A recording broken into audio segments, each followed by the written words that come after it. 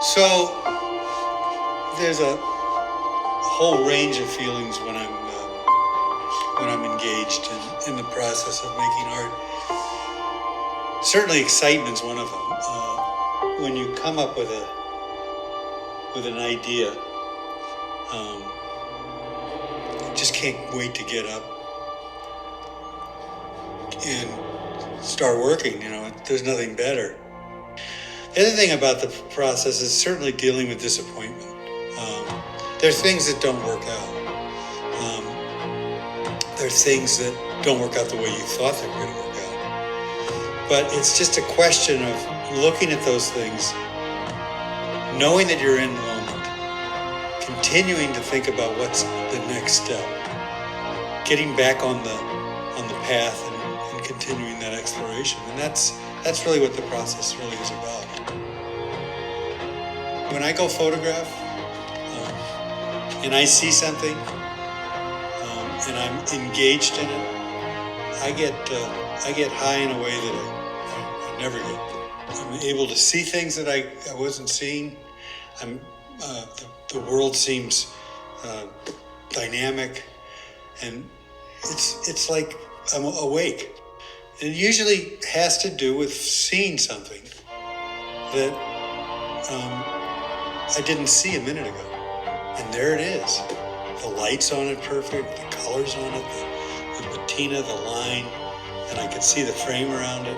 And suddenly I'm in the world, again, in the moment, in a way that I'm not normally. You get sort of super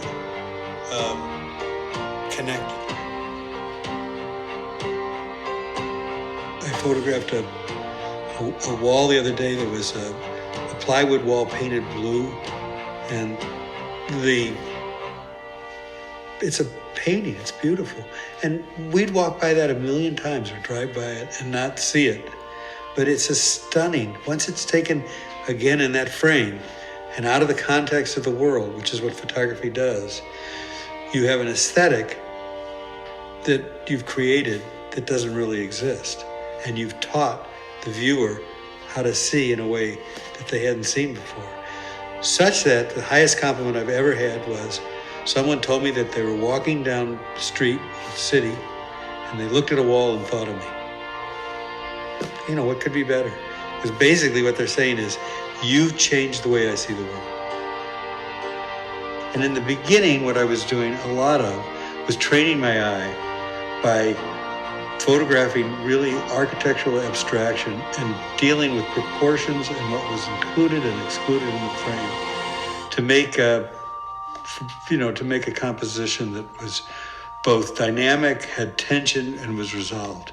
And those were just through working over the first 10 years. I mean, it's said that it takes 10,000 hours to perfect something. And that was my 10,000 hours, was that first 10 years or 8 years, or whatever it was. At some point in 1982, I started I got a 4x5 camera in which I could use both black and white and color. So I'm out shooting, and I see a subject that I make in black and white, and then I think, I wonder what this would look like in color. So I put color film in the camera, made the photograph, got back, took a look at the two prints, and once I saw the difference between the color image and the black and white, I never took another black and white image again. In about 84, I made a photograph called Marcella's Resort. And that was a photograph of some chairs in front of a home in Michigan, a resort. And it was a photograph in which there was a human presence. People had a sense, they would tell me when they looked at the photograph, that they had the sense that somebody was about to enter the frame or had just left the frame. And this was significant to me because it was also a photograph about color and the relationship of colors. It was a photograph that didn't fit. It was a photograph that was ahead of my time. It was a photograph that I returned to later and still return to, especially chairs and nobody sitting in them. Another photograph I made was in 87 called Black and White and Color. It was a photograph that was really about abstraction and architectural detail. Photograph that stopped me at that point from shooting anymore for 20 years because it was such a great building that I knew I was never going to find an abstraction that good. And in fact, I haven't. The 90s is when I started to travel to Europe and travel around the country a lot more. I was much more interested in sort of seeing this old world and seeing these places that were kind of frozen in time, that were untouched for 500, 600, 700 years. Really, really attractive to me because it was an opportunity to sort of look at the essence of a space without sort of the props of contemporary society. So you were looking at the way people had lived, and the work that I was doing was really about capturing that sort of human presence without anybody in the frame. 99, I went to Cuba, and that was a dream of mine always, just to talk about going back in time to a place frozen.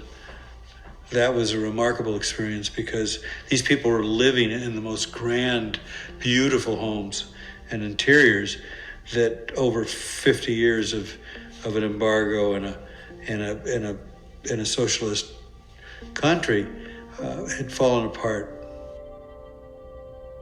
As I found abstraction in walls and patina on a wall, for instance, to be of such interest to me when I first began in 1972.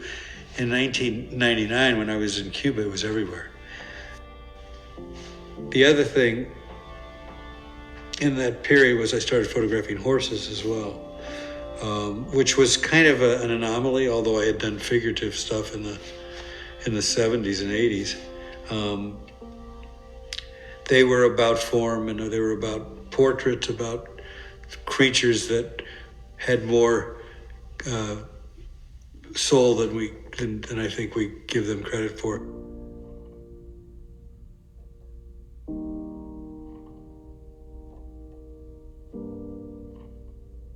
I came back to these using a digital camera and created another set of prints, another set of horses.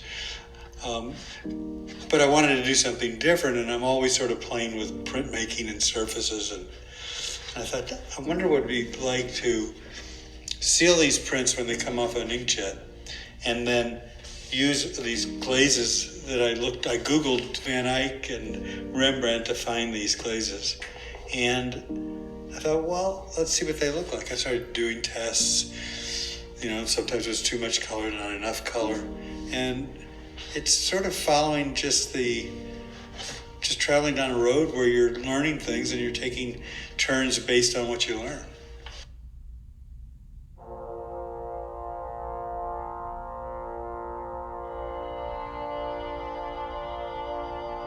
It's a kind of narrative of time. It's certainly about human presence, which is definitely in everything I do. The horses have this sort of emotionality. Cuba, the interiors I've made have to do with people that were in a space or just left a space. And I certainly think that there's a presence, a human presence in these walls where over time, man and nature and create these surfaces. And they present themselves when they're ready to present themselves, and that's what I'm looking for.